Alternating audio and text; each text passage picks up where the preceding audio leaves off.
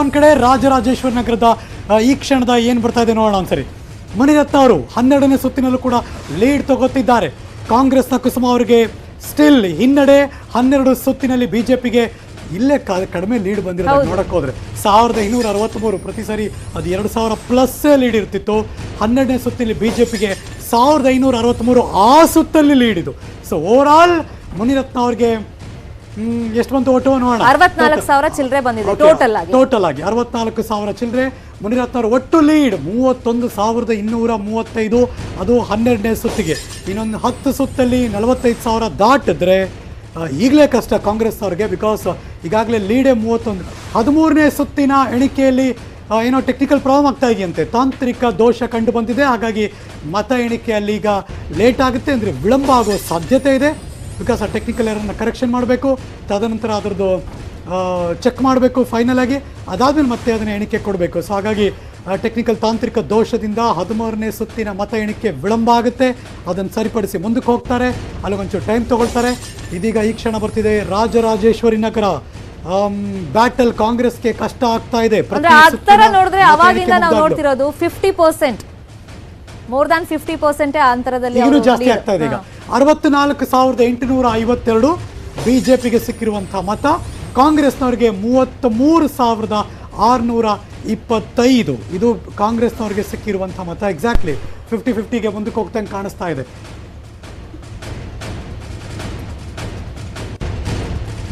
Let's go live. ಈ ಕ್ಷಣ ಸ್ಟುಡಿಯೋದಲ್ಲಿ ಧರ್ಮಸೇನ ಅವರಿದ್ದಾರೆ, ಕಾಂಗ್ರೆಸ್ನವರು. ಭಾರತೀಯ ಜನತಾ ಪಕ್ಷದಿಂದ ಕಾಂಗ್ರೆಸ್ನ ಮಹಿಳಾ ಘಟಕದ ಅಧ್ಯಕ್ಷಿಣಿ ಗೀತಾ ವಿವೇಕಾನಂದ ಅವರಿದ್ದಾರೆ, ಬಿಜೆಪಿಯಿಂದ ಗೀತಾ ವಿವೇಕಾನಂದ ಅವರಿದ್ದಾರೆ. ಇನ್ನು ಕಾಂಗ್ರೆಸ್ನವರು ಮಗದೊಬ್ಬರು ಜಾಯ್ನ್ ಆಗಿದ್ದಾರೆ. ಅದು ಈಗಿನ ಶಿರಾ ಬಗ್ಗೆ ಮಾತಾಡೋದಕ್ಕೆ, ಈ ಬೆಳವಣಿಗೆ ಬಗ್ಗೆ ಮತ್ತಷ್ಟು ಮಾಹಿತಿಯನ್ನು ಕೊಡೋದಕ್ಕೆ ಎಲ್ಲವೂ ಕೂಡ ನಮ್ಮ ಜೊತೆ ರಾಜಣ್ಣ ಅವರಿದ್ದಾರೆ, ಕಾಂಗ್ರೆಸ್ನವರು. ಸರ್ ನಮಸ್ಕಾರ, ಕಾರ್ಯಕ್ರಮಕ್ಕೆ ಸ್ವಾಗತ.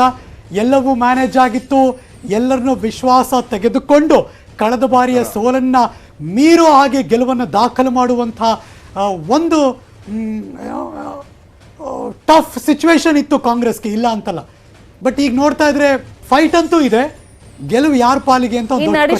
ಹರೀಶ್, ಕೇನ್ ರಾಜಣ್ಣ ಅವರೇ, ನೀವು ಕೂಡ ಆಕಾಂಕ್ಷಿ ಆಗಿದ್ರಿ ಟಿಕೆಟ್. ಒಂದ್ ವೇಳೆ ನನಗೆ ಕೊಟ್ಟಿದ್ದಿದ್ರೆ ನಾನು ಗೆಲ್ತಾ ಇದ್ದೆ ಅಂತ ನಿಮ್ಗೆ ಅನ್ಸುತ್ತಾ? ಫಸ್ಟ್ ಅಟ್ಯಾಕ್ ಮಾಡ್ತಿದ್ಯಾ? ಇನ್ನೂ ಮುಗ್ದಿಲ್ಲ. ಕೇನ್ ರಾಜಣ್ಣ ಸರ್ ಫಸ್ಟ್ ಹೇಳ್ಬಿಡಿ, ಆಮೇಲೆ ಅದಕ್ಕೆ ಬರ್ತೀವಿ ನಾವು.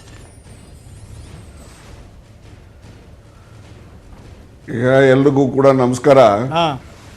ಮೊದಲನೇದಾಗಿ ಸಿರಾ ಚುನಾವಣೆದು ಇನ್ನು ಪೂರ್ತಿ ಇದು ಬರೀ ಟ್ರಯಲ್ ಅಷ್ಟೇ, ಈಗ ಇನ್ನು ಪೂರ್ತಿ ಪಿಕ್ಚರ್ ಬಿಟ್ಟಿಲ್ಲ, ಗೊತ್ತಾಯ್ತಾ? ಪೂರ್ತಿ ಪಿಕ್ಚರ್ ಬಿಡ್ಬೇಕಾದ್ರೆ ಈಗ 10th ರೌಂಡ್ ಕಳಿಬೇಕು. ಕಳೆದ ಮೇಲೆ ಒಟ್ಟು 24 ರೌಂಡ್ ಇದೆ. ಈಗ ಇಲ್ಲಿನವರೆಗೂ ಏನ್ ಬಂದಿದೆ, 10th ರೌಂಡ್ ಮುಗಿದ ಮೇಲೆ 11th ರೌಂಡ್ ಆನ್ವರ್ಡ್ಸ್ ನೀವು ಕಾಂಗ್ರೆಸ್ ಈ ಒಂದು ಏನ್ ಬಹುಮತ ಬಿಜೆಪಿ ತಗೊಂಡಿದ್ದಾರೆ ಅದನ್ನ ತೆಗೆದುಹಾಕಿ ನಾವು ಮುನ್ನಡೆಯನ್ನ ಸಾಧಿಸ್ತೀವಿ. ಇನ್ನು ಮುಂದಿನ ಸುತ್ತುಗಳು ಎಲ್ಲವೂ ಕೂಡ ಕಾಂಗ್ರೆಸ್ ಪರವಾಗಿ ಬರ್ತವೆ. ಸರ್, ಪ್ರಭಾವಶಾಲಿ ಲೀಡರ್ಸ್ ಗಳಿದ್ದೀರಿ ಆ ಭಾಗದಲ್ಲಿ, ಒಗ್ಗಟ್ಟಾಗಿ ಕೆಲಸ ಮಾಡ್ತಕ್ಕಂಥದ್ದೇನಿದೆ. JDS ನವರ ಹಿಂದಿಕ್ಕಿ ಕಾಂಗ್ರೆಸ್ನ ಗೆದ್ದುದುಂಟು, ಕಳೆದ ಬಾರಿ ಮಾರ್ಜಿನಲಿ ಸೋತಿದ್ದು ಉಂಟು. ಈ ಬಾರಿ ಯಾಕೆ ಬಿಜೆಪಿಗೆ ಅವಕಾಶ ಮಾಡಿಕೊಡ್ತಿದ್ದೀರಿ? ಇಷ್ಟು ಫೈಟ್ ಯಾಕೆ ಬರ್ತಾ ಇದೆ? ಬಿಜೆಪಿಗೆ ಈಗ ನಾನು ಆಗ್ಲೇ ಹೇಳ್ತಾ ಇದ್ದೀನಿ, ಬಿಜೆಪಿ ಪಕ್ಷದ ವಿರುದ್ಧ ಅಲ್ಲ, ಇದು ಕಾಂಗ್ರೆಸ್ ಪಕ್ಷದ ವಿರುದ್ಧವಾಗಿ ನಾವು ಹೋರಾಟ ಮಾಡಿರತಕ್ಕಂಥದ್ದು. ಸಿರಾದಲ್ಲಿ ಬಿಜೆಪಿ ಪಾರ್ಟಿಯವರು ಅಲ್ಲಿ ಡೆಪಾಸಿಟ್ ಬರುತ್ತಿರಲಿಲ್ಲ ಅಸೆಂಬ್ಲಿ ಎಲೆಕ್ಷನ್ ನಲ್ಲಿ. ಲಾಸ್ಟ್ ಚುನಾವಣೆಯಲ್ಲಿ, ಲೋಕಸಭಾ ಚುನಾವಣೆಯಲ್ಲಿ ಅವರಿಗೆ ಬಹುಮತ ಬಂದ್ಬಿಟ್ಟಿದೆ. ಲೋಕಸಭಾ ಚುನಾವಣೆಗೂ ಮತ್ತೆ ಅಸೆಂಬ್ಲಿ ಚುನಾವಣೆ ಫಲಿತಾಂಶಕ್ಕೂ ತಾಳೆ ಆಗ್ತಕ್ಕಂಥದ್ದು ಸರಿಯಾಗೋದಿಲ್ಲ. ಈಗ ನನ್ನ ಕಾನ್ಸ್ಟಿಟ್ಯೂನ್ಸಿನಲ್ಲಿ ಬಿಜೆಪಿಗೆ 2,500 ವೋಟ್ ಬಂತು. ಲೋಕಸಭಾ ಚುನಾವಣೆ 75,000 ಬಂದ್ಬಿಡುತ್ತೆ ಅಂತ ಹೇಳಕ್ ಬಿಜೆಪಿಗೆ ಜಾಗ ಇರಲಿಲ್ಲ. ಈ ಬಾರಿ ಈ ಮಟ್ಟದಲ್ಲಿ ಟ್ರೆಂಡ್ ಯಾಕೆ ಕ್ರಿಯೇಟ್ ಆಗ್ತಿದೆ ನೋಡಿ. ಸಿರಾದಲ್ಲಿ ಏನಿದೆ, ಅದು ಒಂದು ಕೀನ್ಲಿ ಕಂಟೆಸ್ಟೆಡ್ ಕಾನ್ಸ್ಟಿಟ್ಯೂಯನ್ಸಿ, ಅದು ನೆಕ್ ಟು ನೆಕ್ ಇರೋ ಅಂಥದ್ದು. ಹೀಗಾಗಿ ಅಲ್ಲಿ ಒಂದು ಚುನಾವಣೆ ಇನ್ನೂ ಕೂಡ 10 ರೌಂಡ್ ಕೂಡ ಮುಗ್ದಿಲ್ಲ. ಅಲ್ಲಿ ಮುಗಿದ ಮೇಲೆ ಮುಂದಿನ ಸುತ್ತುಗಳಲ್ಲಿ ಕಾಂಗ್ರೆಸ್ಗೆ ಹೆಚ್ಚು ಬಹುಮತ. ಒಂದು ನಿಮಿಷ ಕೇಳಿಸ್ಕೊಳ್ಳಿ ಸರ್, ನೀವು ಹಿರಿಯ ರಾಜಕಾರಣಿಗಳಿದ್ದೀರಿ, ನಿಮ್ಮಿಂದ ಆನ್ಸರ್ ಬೇಕಿದಕ್ಕೆ. ಅದು ಜನತಾ ಪರಿವಾರದ ಕ್ಷೇತ್ರ, ಅದಾದ್ಮೇಲೆ ಕಾಂಗ್ರೆಸ್ನವರು ಆ ಭಾಗದಲ್ಲಿ ನಿಂತು ಗೆದ್ದರು, ಅದಾದ್ಮೇಲೆ ಮತ್ತೆ JDS ನವರು ಗೆದ್ದಿದ್ದಾರೆ. ಯಾವಾಗಲೂ ಅಲ್ಲಿ ಕಾಣಿಸ್ಕೊಳ್ದೇ ಇರುವಂತಹ ಭಾರತೀಯ ಜನತಾ ಪಕ್ಷದವ್ರಿಗೆ ಈ ಬಾರಿ ಈ ಮಟ್ಟದಲ್ಲಿ ಅವರಿಗೆ ಬೇಸೇ ಇರಲಿಲ್ಲ. ಅಂತಹ ಸಂದರ್ಭದಲ್ಲಿ ಈ ತರ ಚಿಗುರ್ಕೊಳ್ಳೋಕೆ ಸಾಧ್ಯತೆ ಏನಿತ್ತು, ಎಲ್ಲಿ ನ್ಯೂನತೆ ಇತ್ತು ನಿಮ್ಮಲ್ಲಿ ಅಥವಾ JDS ನಲ್ಲಿ ಅಂತ ಪ್ರಶ್ನೆ ಕೇಳ್ತಾ ಇದ್ದೀನಿ.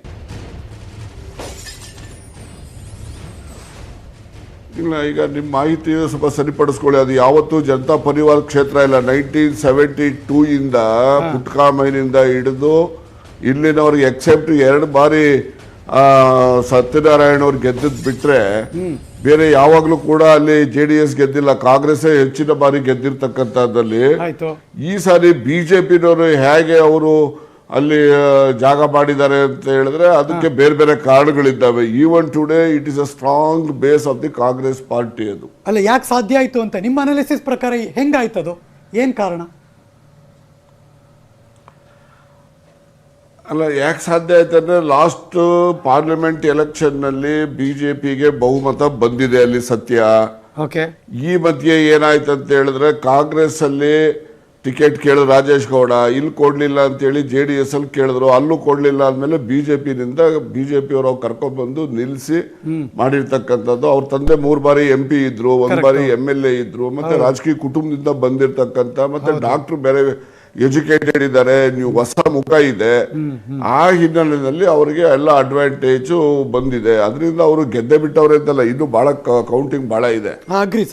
ಇನ್ನು ಬಹಳ ಇದೆ. ಫಲಿತಾಂಶ ನೋಡೋಣ ಮುಂದಿನ ಸುತ್ತುಗಳಲ್ಲಿ ಯಾವ ರೀತಿ ಬರ್ತದೆ ಅಂತ. 18, 19, 20 ರೌಂಡ್ ಮುಗಿದ ಮೇಲೆ ಯಾವ ಮಟ್ಟದಲ್ಲಿ ಮುನ್ನಡೆ ಹಿನ್ನಡೆ ಕಾಯ್ಕೊಂಡಿರ್ತಾರೆ, ಅದ್ರ ಮೇಲೆ ಒಂದಷ್ಟು ಸೂಚನೆಗಳು ಸಿಗ್ತಾ ಹೋಗುತ್ತೆ. ಈ ನಡುವೆ RR ನಗರದ ಯಶಸ್ಸಿಗೆ ಅಫ್ಕೋರ್ಸ್ ಅದು ಇನ್ಚಾರ್ಜ್ ತಗೊಂಡವರು R ಅಶೋಕ್ ಅವರು. ಹಾಗಾಗಿ ಅವರು ಮುಖ್ಯಮಂತ್ರಿಗಳನ್ನ ಭೇಟಿ ಮಾಡಿ ಅಲ್ಲಿ ಸಿಹಿ ಹಂಚಿ ಬೊಕ್ಕೆ ಕೊಟ್ಟು ಅವ್ರ ಇಡೀ ತಂಡದವರು ಒಂದಷ್ಟು ವಿಶ್ ಮಾಡಿ ಬರ್ತಿರುವಂತಹ ದೃಶ್ಯಾವಳಿಗಳನ್ನು ಕೂಡ ನಾವು ನಿಮಗೆ ತೋರಿಸ್ತಾ ಇದ್ದೀವಿ. ಮೀನ್ವೈಲ್ ರಾಜಣ್ಣ ಅವರು ಕೂಡ ಶಿರಾ ಭಾಗದ ಈ ಉಪಚುನಾವಣೆಯಲ್ಲಿ ಫೈಟ್ ಬಗ್ಗೆ ಕೂಡ ಮಾತಾಡ್ತಿದ್ದಾರೆ. ಕಳೆದ ಬಾರಿ ಕಾಂಗ್ರೆಸ್ನವ್ರಿಗೆ ಹಿರಿಯ ರಾಜಕಾರಣಿಗೆ ಸೋಲಾಗಿತ್ತು, ಈ ಬಾರಿ ಅದನ್ನು ಓವರ್ಕಮ್ ಮಾಡಿ ನಾವು ಗೆದ್ದು ಬಿಡ್ತೀವಿ, ಆಡಳಿತ ಪಕ್ಷದ ಏನೇ ಮಾಡಿದ್ರು ಕೂಡ ಅವ್ರಿಗೆ ಚಾನ್ಸ್ ಇಲ್ಲ ಅನ್ನೋ ಆತ್ಮವಿಶ್ವಾಸ ಹೇಗಿದೆ ಸರ್ ನಿಮಗೆ?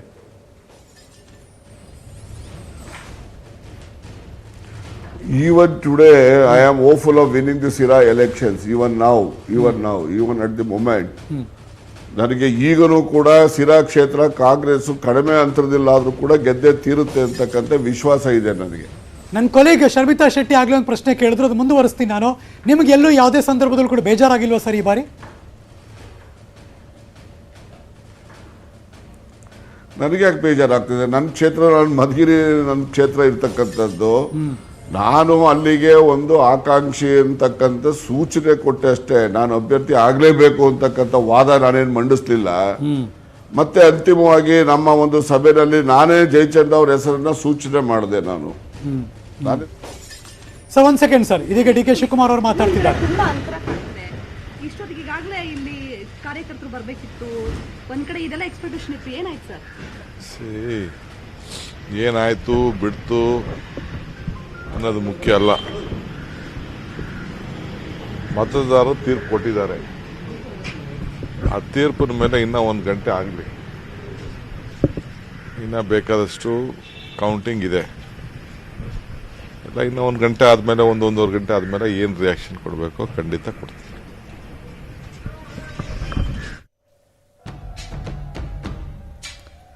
ಅವರದೇ ಆದಂತಹ ಧಾಟಿಯಲ್ಲಿ ಇನ್ನೂ 1 ಗಂಟೆ ಆದಮೇಲೆ ನಾನು ಏನು ಹೇಳಬೇಕು ಅದನ್ನು ಹೇಳ್ತೀನಿ. ಸ್ಟಿಲ್ ಫೈಟ್ ಈಸ್ ಆನ್ ಅನ್ನೋ ರೀತಿಯಲ್ಲೇ ಕರ್ನಾಟಕ ಪ್ರದೇಶ ಕಾಂಗ್ರೆಸ್ ಕಮಿಟಿ ಅಧ್ಯಕ್ಷರಾದಂತಹ DK ಶಿವಕುಮಾರ್ ಅವರ ಒಂದು ಚಿಕ್ಕ 20 ಸೆಕೆಂಡುಗಳ ಮಾತದು. ಅಲ್ಲಿಗೆ ನಿಲ್ಲಿಸಿದ್ದಾರೆ, ಒಂದು ದೊಡ್ಡ ಪಾಸ್ ತಗೊಂಡ್ರು. ನಾನು ಮಾತಾಡ್ತಾ ಇರೋ ಅಂತ ಕಾದ್ವಿ, ಯಾಕೋ ತಿರುಗಿಸಿ ಹಿಂದ ಕಡೆ ಹೋದರು. ಮತ್ತು ಬಂದು ಆಮೇಲೆ ವಾರ್ ರೂಪದಲ್ಲಿ ಮಾತಾಡ್ತಾರೋ ಅಥವಾ ಸಮಾಧಾನವಾಗಿ ಈ ಸೋಲನ್ನು ತಲೆಬಾಗಿ ಒಪ್ಪಿಕೊಂಡು ಪ್ರಜಾಪ್ರಭುತ್ವ ವ್ಯವಸ್ಥೆಯಲ್ಲಿ ಪ್ರಜೆಗಳಿಗೆ ಜೈ ಎಂದು ವಾಪಸ್ ಹೋಗ್ತಾರೋ ಅಥವಾ ಇನ್ನವರು